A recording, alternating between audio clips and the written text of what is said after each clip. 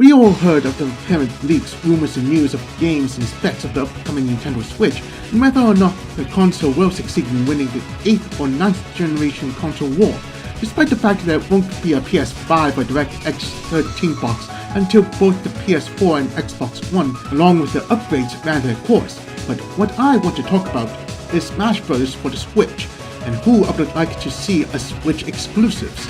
As everyone knows, the much rumored Super Smash Bros. For Switch is either a possible port of the Wii U version or a combined port of the Wii U and 3DS versions with extra content. Recently, YouTuber and video game researcher Liam Robertson had tweeted about a leak regarding the Switch version, saying that the game will have a few extra characters, and there's rumor published by Source Gaming that there will be 2 new characters. I suspect that the 2 new characters would be second third-party representatives, considering that Sega and Capcom each got 2 representatives. We got Sonic and Bayonetta for Sega, Classic Mega Man and Ryu for Capcom, so that leaves Bandai Namco and Square Enix 1 representative short.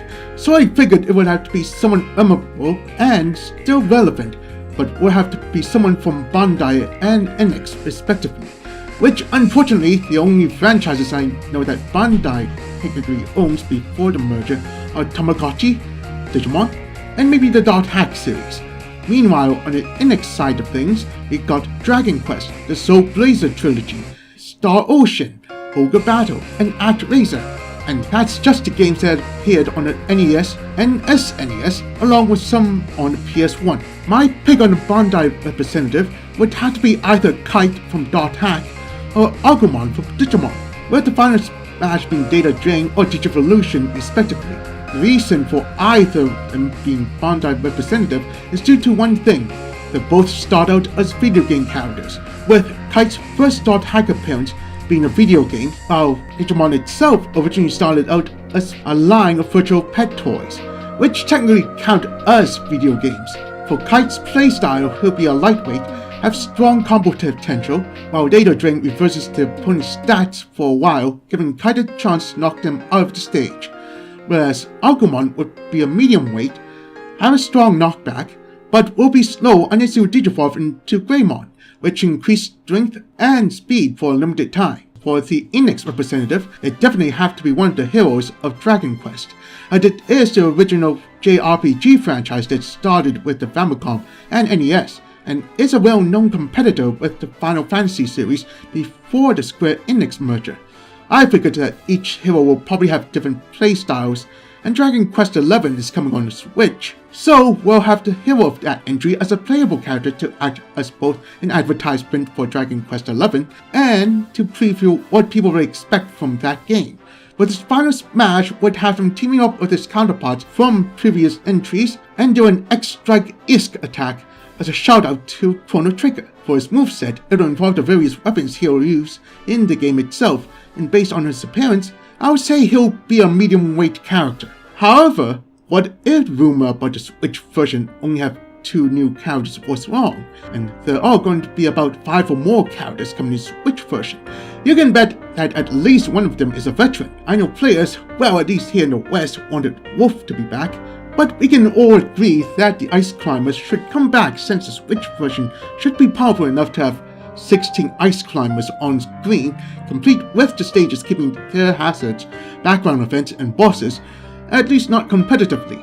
That leaves 2 more slots for more Nintendo characters, so I would like to see Takamaru from the mysterious Murasame Castle and Frey from Sankaki no Mega Knife in the Switch version. The reason for having Takamaru as a playable character is the fact that Sakurai-san had considered having him for Smash 4 but felt that his popularity was too low, so he ended up being an assist trophy. But I actually want to see someone representing the region-only games, although Mike from Star Tropics can fit in as well.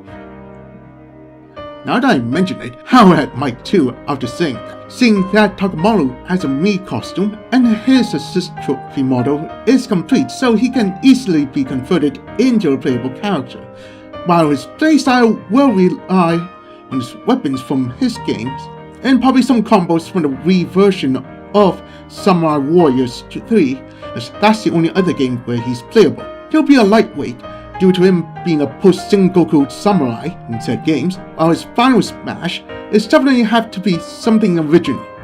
Meanwhile for Mike, his playstyle would be similar to Ness in terms of non-special moves like bats and yo-yos, but his specials will involve his other weapons like swords, guns, and shurikens. His final smash will have him use the modified version of the shockwave weapon, attacking anyone in front or behind him, taking out or causing extra damage depending on distance and whether or not they're on the same platform as him. While we all know that most of Smash Bros. Cast are from games that gear towards kids and teens, Bayonetta being the only character that came from a game that's geared towards a more mature audience, but she's a third-party character, whereas Frey is a first-party character, and Nintendo does either own or co-owned a few mature titles, but they're either made by Western studios like Eternal Darkness and Geist, or need a co-owners cooperation like the recent Fatal Frame games. But Zangetsu no Meganave is made in Japan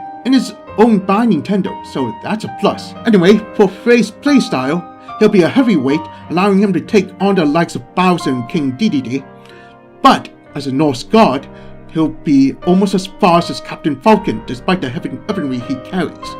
His moveset involves him using various weapons that normally leaves him open, so to counter this, he'll gain momentary armor effects, reducing the damage inflicted on him with no flinching. And his final smash would have him use his sword and axe in two mid-range attacks that hit horizontally and vertically respectively, and the only way to get out of it is either dodge or try to stay out of range. Well, that's my top 5 characters that I want to see in the Switch version of Smash 4, but who would you like to see in the Switch version? Tell me on the comment section below.